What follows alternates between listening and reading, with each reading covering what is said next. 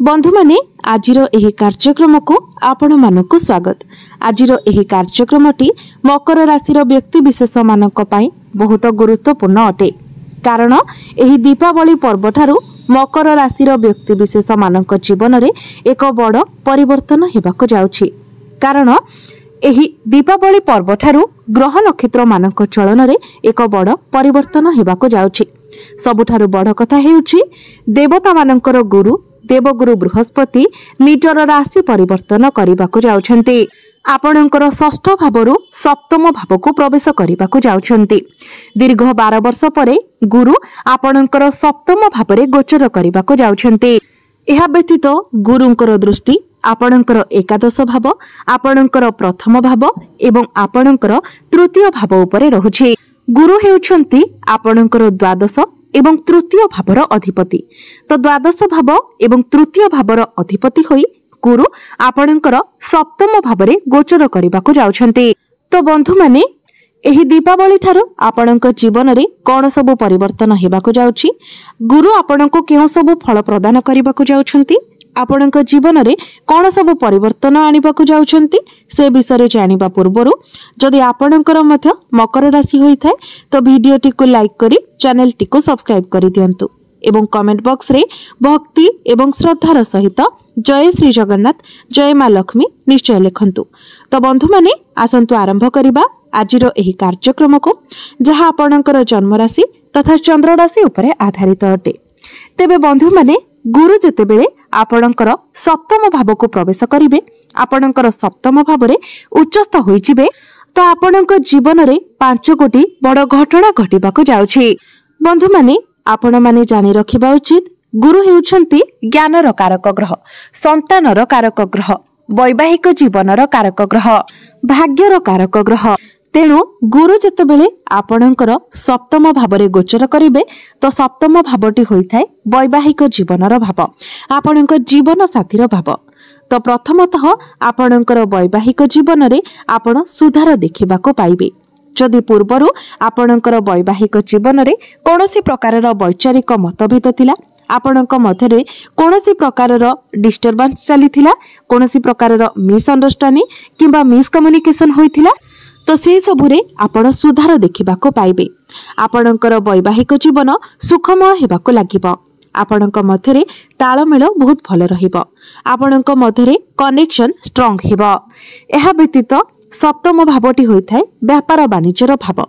तो आपण आपणकर व्यापार वाणिज्य उन्नति देखिबाको पाइबे, प्रॉफिट देखिबाको पाइबे, आपणकर डेली इनकम बढ़िबो, आपणकर फाइनेंशियल ग्रोथ हेबो। कारण गुरु आपणकर सप्तम भावरे रही आपणकर एकादश भाव को देखुछन्ति। एकादश भावटी होइथाय लाभर भाव, आयर भाव, इच्छा पूर्तिर भाव। तो आपणको प्रत्येकटी क्षेत्ररु लाभ प्राप्ति हेबो। जदि आपणकर कोनोसी इच्छा थिला जहा दीर्घ दिन धरि पूर्ण होई पारु नथिला किंबा जदि आपणकर कोनोसी कार्य अटकी रहितिला तो सेही कार्य आपणकर पूर्ण हेबो। आपणकर प्रत्येक मनस्कामना मध्ये पूर्ण हेबो। जो माने अविवाहित अछंती एही दीपावली पर ठारू आपण देखिबे जे आपणक घर को विवाह प्रस्ताव मान आसीबो एवं आपणकर विवाह मध्ये स्थिर होइजिबो। कोनोसी ना कोनोसी खुशी खबर आपणको प्राप्ति हेबो। एही दीपावली परि आपण जे कोनोसी कार्य रे हाथ देबे सेथिरे निश्चित भाबरे आपणको सफलता मिलिबो। जदि आपण पार्टनरशिप बिजनेस करबाको चाहछंती तो आपणको समय साथ देबो। द्वितीय कथाटी हेउछि जेतेबेले गुरुंकर दृष्टि एकादश भाव उपरे रहिथाय तो जदि आपण चाकरी करूछंती तो चाकरी क्षेत्र रे आपणको प्रमोशन मिलिबार बहुत अधिक संभावना रहुछि। ऊपर ऑफिसर को ठारू आपणको सपोर्ट मिलिबो एवं जदि आपण चाकरी करि नाहंती तो आपणको चाकरी मिलिबार मध्य बहुत अधिक संभावना रहुछि। तेणु आपण निज तरफरु चेष्टा जारी रखंतु। कैरियर को नेकी आपणकर जहा भी स्वप्न रहितिला सेही स्वप्न आपणकर पूर्ण हेबो। आपण जदि आपणकर कैरियर रे किछि परिवर्तन करबाको चाहंतिले तो सेथिपाई मध्य समय आपणक पई बहुत भल रहिबो। गुरुंकर दृष्टि आपणकर एकादश भाव उपरे रहिबा सहित आपणकर प्रथम भाव उपरे मध्य रहुछि।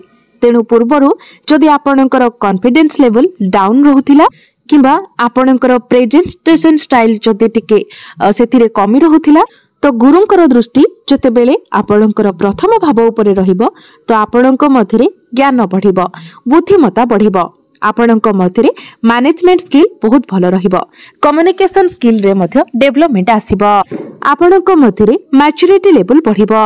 बंधु माने मो आपणको कहि सारिछि जे गुरु हेउछन्ति ज्ञानर कारक ग्रह। तो आपणक मध्यरे जेतेबेले ज्ञान बढ़िबो, बुद्धिमत्ता बढ़िबो, तो जे माने मकर राशि रो विद्यार्थी अछन्ति से माने शिक्षा क्षेत्र रे बहुत अधिक उन्नति एवं प्रगति करिवे। जो विद्यार्थी माने विदेश रे रही पाठ पढ़िबा को चाहुतिले किंबा दूर रे रही पाठ पढ़िबा को चाहुतिले सेमानंकर सही इच्छा पूर्ण हेबो, कारण गुरु हेउछन्ति आपणकर द्वादश एवं तृतीय भावर अधिपति। तो द्वादश एवं तृतीय भावर अधिपति होई गुरुंकर दृष्टि आपणकर एकादश भाव उपरे रहुछि। तो जदि आपण विदेश यात्रा करबा को चाहुतिले सही इच्छा आपणकर पूर्ण हेबो। जो माने विदेश रे रही कोनोसी काम कार्य करूछन्ति सेमानकर फाइनेंशियल ग्रोथ हेबो, किंबा आपणकर जदि कोनोसी प्रकारर वैदेशिक गतिविधि रहिछि तो सेथिरे आपणको प्रॉफिट मिलिबो। कोनोसी ना कोनोसी दिगरो जदि आपण फॉरेन रो इनकम करूछन्ति तो आपणकर इनकम रे ग्रोथ देखिबा को पाइबे।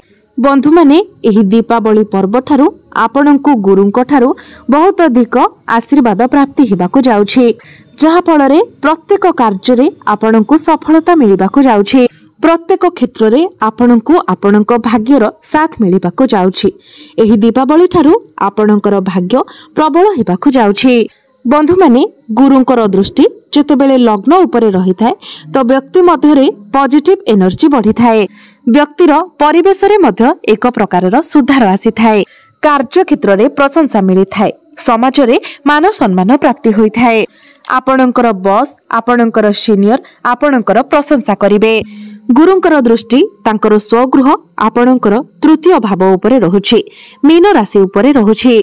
बंधु माने तृतीय भावटी होई थाए साहसर भाव, पराक्रमर भाव, ऑनलाइन जिनिसर भाव, आमर पाख पड़ोसी एवं आमर चतुर्पार्श्वर भाव।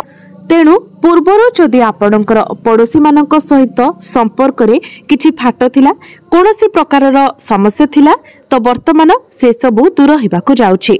पाख पड़ोसांक सहित आपणकर संपर्क बहुत भल रहिबो। आपण कोनोसी सामाजिक कार्यकलाप रे योगदान करि पारंती, समाज पई आपण किछि करि पारंती। एहा व्यतीत जदि आपण कोनोसी ऑनलाइन काम करूछंती, डिजिटल मार्केटिंग रो काम करूछंती तो ए सबु रे आपणको ग्रोथ मिलिबाको जाउछि।